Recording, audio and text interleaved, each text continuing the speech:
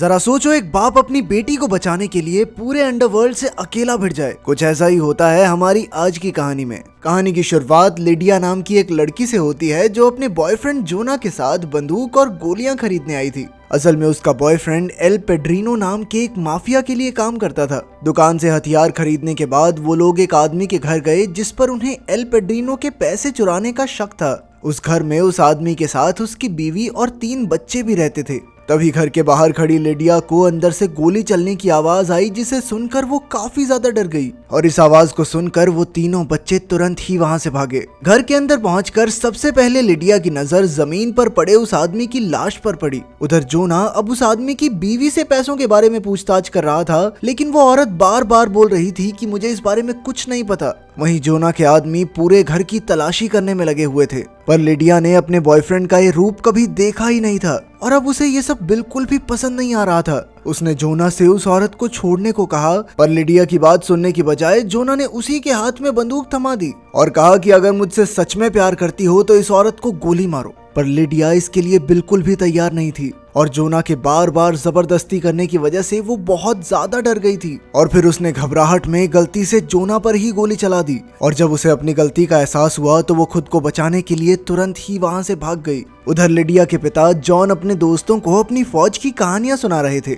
जिसके बाद जॉन ने उन्हें बताया कि कैसे शराब के नशे में किसी का खून करने के आरोप में उसे 7 साल के लिए जेल जाना पड़ा था। जॉन का सबसे करीबी दोस्त कर्बी था, जिसे वो अपने फौज के दिनों से जानता था। असल में जॉन का तलाक काफी समय पहले ही हो गया था और अब वो एक वैन में बिल्कुल अकेला रहता था। साथ ही फौज से निकलने के बाद उसने टैटू आर्टिस्ट का काम शुरू कर दिया और अब तो वो लिडिया से भी बहुत कम ही मिल पाता था। थोड़ी देर बाद उसे लिडिया का फोन आया, जिसने उसे बताया कि वो अपने घर को छोड़कर कहीं और शिफ्ट होने वाली है और इसके लिए उसे $2000 की जरूरत है। असल में लिडिया जोना के आदमियों से बचकर भाग रही थी, पर वो ये बात अपने पिता को नहीं बताना चाहती थी। पर जॉन उसकी बात सुनते ही समझ गया कि उसकी बेटी किसी बहुत बड़ी मुसीबत में है और इसीलिए उसने पैसे ना होने के बावजूद भी जल्द से जल्द उस तक पैसे पहुंचाने का वादा किया, जिसके बाद लिडिया ने उसे एक बार में मिलने के लिए बुलाया। फोन काटते ही जॉन अपनी गाड़ी लेकर सीधा लिडिया से मिलने निकल गया और काफी लंबा सफर तय करने के बाद आखिरकार वो उसकी बताई हुई जगह पर पहुंच ही गया।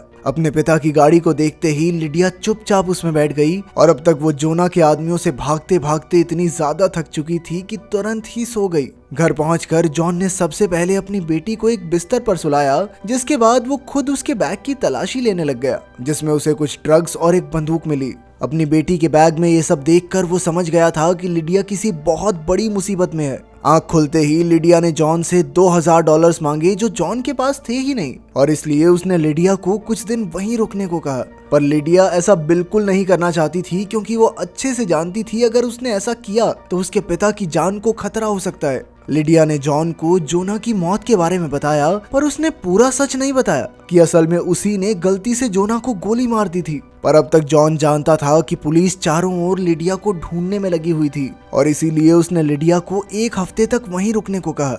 उसी शाम जॉन ने कर्बी से $2000 उधार मांगे, जिसके लिए उसने साफ इनकार कर दिया। असल में कर्बी का मानना था कि लिडिया इन पैसों को नशों में बर्बाद कर देगी और इसीलिए उन्हें सबसे पहले लिडिया को डॉक्टर के पास ले जाना चाहिए। उसी रात कुछ आदमी जॉन से टैटू बनवाने के बहाने उसके पास आए, पर उन्हें देखते ही वो समझ गया था कि वो लिडिया को लेने आए हैं और इसीलिए उसने तुरंत ही सभी दरवाजे और खिड़कियां बंद कर दिए, जिसके बाद उन लोगों ने उसकी वैन को तोड़ना शुरू कर दिया। पर तभी कर्बी और उसके साथी जॉन की मदद करने के लिए वहां पहुंच गए, जिसके बाद उन आदमियों के पास वहां से भागने के सिवा और कोई चारा नहीं था। अपनी बेटी की जान बचाने के लिए जॉन ने तुरंत ही अपनी जगह बदलने का फैसला किया, जिसके बाद वो लिडिया के साथ तुरंत ही एक नई जगह के लिए निकल गया। अब तक लिडिया भी समझ गई थी कि पुलिस के साथ साथ एल पार्डिनो के आदमी भी उसे ढूंढ रहे हैं, इसलिए उसने अपने पिता को पूरी सच्चाई बताने का फैसला किया। रास्ते में वो लोग एक होटल में रुके, पर नींद न आने की वजह से लिडिया वॉक करने के लिए बाहर आ गई, जहां उसने रिसेप्शनिस्ट से बात करना शुरू कर दिया। लेकिन तभी उसकी नजर न्यूज पर पड़ी, जहां उसने देखा कि पुलिस ने उसे वांटेड घोषित कर दिया था और तब तक तो होटल वालों ने भी लिडिया की खबर पुलिस को दे दी थी। इसलिए लिडिया ने तुरंत ही जॉन को फोन करके वहां से भागने को कहा, पर तब तक कुछ पुलिस वालों ने होटल को घेर कर उनका रास्ता रोक दिया था। पर तभी वो रिसेप्शनिस्ट उनकी मदद करने के लिए आगे आया और उसने उन्हें एक खुफिया जगह पर छुपा दिया, जहां से जॉन सभी पुलिस वालों पर नजर रखे हुए था। और तभी उसकी नजर दो पुलिस वालों पर पड़ी जो तेजी से उनकी ओर बढ़ रहे थे। लेकिन तभी अचानक से किसी अनजान आदमी ने पुलिस वालों पर हमला कर दिया, जिसका फायदा उठाकर जॉन और लिडिया एक गाड़ी लेकर वहां से भाग गए। उस अनजान आदमी ने उनके ऊपर भी हमला करने की कोशिश की, पर वो आसानी से बच गए। अगले दिन जॉन ने लिडिया के हमलावरों के बारे में पता लगाने के लिए अपने जेल के एक पुराने दोस्त जैक को फोन किया। असल में जैक एक पुराना माफिया लीडर था जिसकी अंडरवर्ल्ड में बहुत ही गहरी जान पहचान थी, और अपने दोस्त की मदद करने के लिए जैक तुरंत ही तैयार हो गया। इसके बाद वो दोनों एक ट्रक में बैठकर अपनी अगली मंजिल के लिए निकल गए, और कुछ घंटों तक सफर करने के बाद वो लोग एक बार में पहुंचे जहां से जॉन को अपने एक पुराने दोस्त टॉम का पता लगाना था। पर जॉन के साथ लिडिया को देखकर बारटेंडर ने उसे टॉम का पता बताने से साफ इनकार कर दिया, जिसके बाद जॉन कर्बी से मदद मांगने के लिए उसे फोन करने चला गया। लेकिन इधर लिडिया ने अपनी अदाओं की मदद से बारटेंडर से टॉम का पता निकलवा ही लिया, जिसके बाद वो दोनों लिफ्ट लेकर टॉम के घर पहुंच गए। जहां पहुंचते ही जॉन ने टॉम से अपने पैसे और हार्ले बाइक दोनों वापस मांगे, जो उसने कई साल पहले टॉम को संभालने के लिए दिए थे। पर टॉम का कहना था कि अभी तो नहीं है मेरे पास पैसे, बाद में दे दूंगा। उसी शाम टॉम ने अपने बाइकर ग्रुप के साथियों को जॉन से मिलने के लिए बुलाया, जिसके बाद जॉन और लिडिया ने उस रात वहीं रुकने का फैसला किया। अगली सुबह टॉम और उसकी बीवी ने जॉन और लिडिया को बंदूक के दम पर कैद कर लिया। असल में उन्हें पता लग गया था कि जॉन और लिडिया पुलिस से बचकर भाग रहे थे, और इसलिए उन्होंने लिडिया को गिरफ्तार करवा के सरकारी इनाम लेने का फैसला किया। जॉन को इस बात से इतना गुस्सा आया कि उसने तुरंत ही टॉम की बीवी पर हमला करके उसके हाथ से बंदूक छीन ली, जिसके बाद उसने टॉम से कहा कि चुपचाप मेरी बाइक और सारे पैसे अभी वापस दे। गुस्से में होने के बावजूद भी जॉन ने अपनी दोस्ती की खातिर टॉम को जिंदा छोड़ने का फैसला किया। अपने पैसे और बाइक लेकर वो दोनों तुरंत ही अपनी अगली मंजिल की ओर निकल गए, पर रास्ते में टॉम के कई आदमियों ने उन्हें पकड़ने की कोशिश की, पर जॉन ने टॉम के घर से चुराए हुए हथियार की मदद से उन सभी को बड़ी ही आसानी से हरा दिया।